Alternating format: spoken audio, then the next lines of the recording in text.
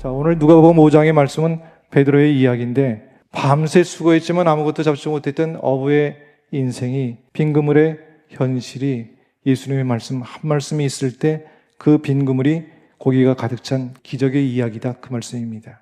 오늘 우리가 이 말씀을 통해서 어떻게 하나님의 말씀이 내 삶의 관계를 바꾸고 현실을 변화시킬 수 있고 인생의 방향을 새롭게 하는지를 우리가 함께 말씀을 나누면서 은혜받는 귀한 시간이 되기를 주님의 이름으로 축복합니다. 첫 번째입니다. 말씀이 관계가 된다라고 하는 겁니다. 자, 오늘 본문의 말씀 보니까 이렇게 시작을 하고 있더라고요. 예수께서 시몬의 배에 오르사. 베드로의 인생이 변하는 것은 고기를 잡는 순간이 아니라 예수님이 배에 오르는 순간부터였다라고 하는 것이죠. 그러니까 인생의 행복이라는 것이 내가 얼만큼 소유하고 있느냐, 무엇을 소유하고 있느냐가 아니라 누구와 함께 있느냐, 그것이 더 중요하다라고 하는 말씀이에요.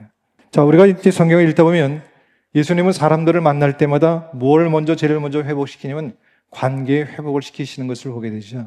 세리와 죄인들, 병든 사람들, 외로움 속에 있는 사람들, 그들의 문제보다 먼저 뭘 회복시키냐면 관계를 회복시키는 걸 보게 됩니다. 하나님과의 관계, 사람과의 관계를 먼저 회복시켜 주시더라고요. 근데 우리가 말씀을 보면서 더 놀라운 게 뭔지 아십니까?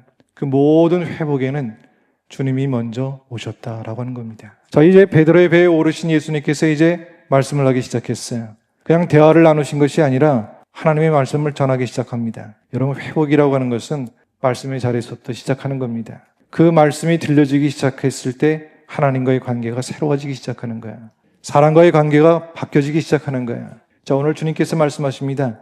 내가 내 배에 오르겠다. 그때 여러분들의 마음을 활짝 열고 주님을 맞이할 수 있기를 주님의 이름으로 축복합니다.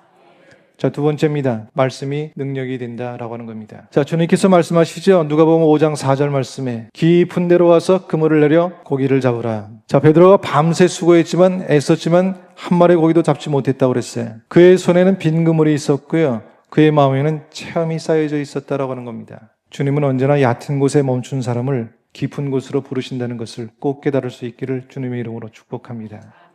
여러분, 믿음은 얕은 곳에서 자라지 않습니다. 얕은 물에서는 큰 물고기가 없죠. 여러분, 기도도 말씀도 순종도 관계도 마찬가지입니다. 깊은 곳에서만 하나님의 능력을 체험할 수 있다라고 하는 그런 말씀입니다. 그래서 말씀은 이론이 아니라 현실 가운데 역사하는 하나님의 능력이라고 꼭 깨달을 수 있기를 주님의 이름으로 축복합니다. 자, 그럼에도 베드로가 이렇게 고백을 합니다. 5절 말씀입니다. 밤이 새도록 수고하였을 때 잡은 것이 없사오나 말씀에 의지하여 내가 그물을 내리리이다. 여러분, 우리가 알아야 될 것이 하나가 있습니다.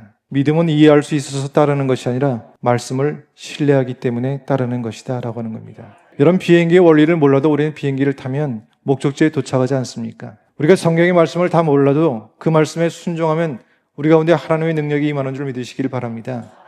여러분, 우리가 말씀에 순종한다는 것, 말씀대로 산다는 것 쉬울까요? 어려울까요? 어렵더라고요. 말씀이 현실적이지 않아요. 말씀대로 살면 손해를 봐요. 말씀대로 사는 거 어렵습니다 라고 이렇게 이야기해요. 그때 우리에게 하나님께서 이렇게 말씀하십니다. 내 현실이 내 말씀보다 더 현실적이냐라고 말이죠.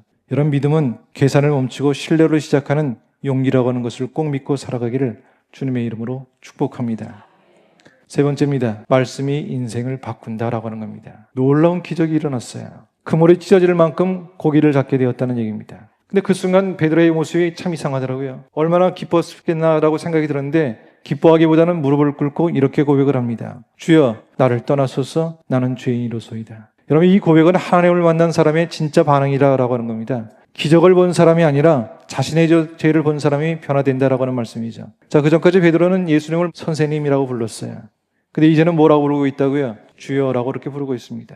자, 이 한 단어 속에 관계의 전환이 일어나기 시작했다라고 하는 그런 말씀입니다. 그날 베드로가 깨달았습니다. 내가 내 인생의 주인이라고 여길 때는 빈 그물이지만 주님이 주인 되시니 인생이 채워졌다. 오늘 본문의 마지막은 이렇게 기록하고 있습니다. 그들이 배를 육지에 대고 모든 것을 버려두고 예수를 따르니라. 할렐루야.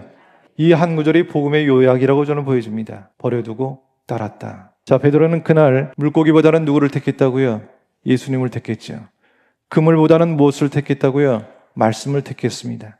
기적보다는 무엇을 택했다고요? 주님을 택했죠. 그 선택이 그의 인생을 바꿔놓은 줄 믿으시기를 주님의 이름으로 축복합니다. 그날 이후 그는 더 이상 갈릴리의 어부가 아니라 하나님 나라의 일꾼이 되었다라고 하는 말씀입니다. 이제 주님, 제 인생의 그물을 내놓겠습니다. 내가 쥐었던 계산들, 그리고 내가 세웠던 계획들 이제 주의 말씀에 맡기겠습니다. 이것이 오늘 우리의 결단이 되기를 주님의 이름으로 축복합니다. 이런 결단 후에 하나님은 반드시 새로운 부르심의 길을 열어주실 거라고 믿고요. 이런 믿음 위에 우리 인생의 진정한 기쁨과 희망을 가득 담아주는 하나님의 은혜가 넘치리라 믿습니다.